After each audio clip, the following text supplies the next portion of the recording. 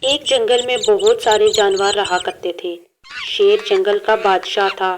اس کا ایک بیٹا تھا جس کا نام تھا ٹوٹو۔ وہ بہت بہادر اور سمجھدار تھا۔ جنگل میں ایک بہت خوبصورت تالاب تھا، لیکن اس تالاب میں مگرمچھ رہا کرتے تھے۔ اس تالاب میں مگرمچھ اپنی مرضی چلاتے اور کسی کو تالاب سے پانی نہیں پینے دیتے تھے۔ مگرمچھ کہتے تھے کہ پہلے ہمارے کھانے کو پھل وغیرہ لاؤ اور پھر پانی پیو۔ بیچارے جانور جنگل سے پھل جمع کرتے اور مگرمچھوں کو لا کر دیتے، پھر مگرمچھ ان کو پانی پینے دیتے تھے۔ سب جانور مگرمچھوں سے تنگ تھے، لہٰذا سب نے مل کر سوچا کہ ہمیں جنگل کے بادشاہ شیر کو یہ بات بتانی چاہیے۔ سب جانور مل کر جنگل کے بادشاہ شیر کے پاس گئے اور سارا معاملہ بتایا۔ ٹوٹو یہ ساری باتیں سن رہا تھا۔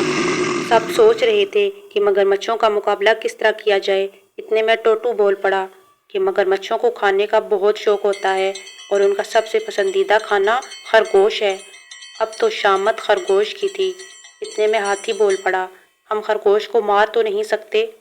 ٹوٹو نے کہا، نہیں، ہم اسے ماریں گے نہیں، ہاں اس کو استعمال ضرور کریں گے۔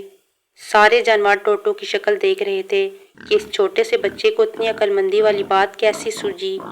خرگوش کو سب نے حوصلہ دیا اور کہا کہ تمہاری مدد سے سب جانور آرام سے زندگی بسر کر سکیں گے۔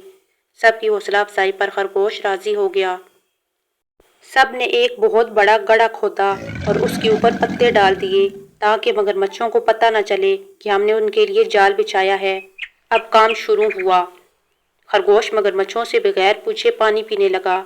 مگرمچھوں نے جب دیکھا تو انہیں بہت غصہ آیا اور ان میں سے ایک نے کہا، اس کی سزا یہ ہے کہ اسے کھا جائیں۔ دوسرے مگرمچھوں نے سنا تو ان کے منہ میں پانی بھر آیا۔ خرگوش نے مگرمچھوں کو اپنی طرف بڑھتے ہوئے دیکھ لیا۔ خرگوش وہاں سے ہلکے ہلکے بھاگنے لگا۔ مگرمچھ بھی لالچ میں اس کے پیچھے بھاگنے لگے۔ مگرمچھ خرگوش کا پیچھا کرتے کرتے وہاں تک پہنچ گئے جہاں جال بچھا ہوا تھا۔ خرگوش جال کے اوپر سے چھلانگ مار کر دوسری طرف گر پڑا اور سارے مگرمچھ گڑھے میں گر گئے۔ اس طرح سارے مگرمچھوں کو ان کے کیے کی سزا مل گئی۔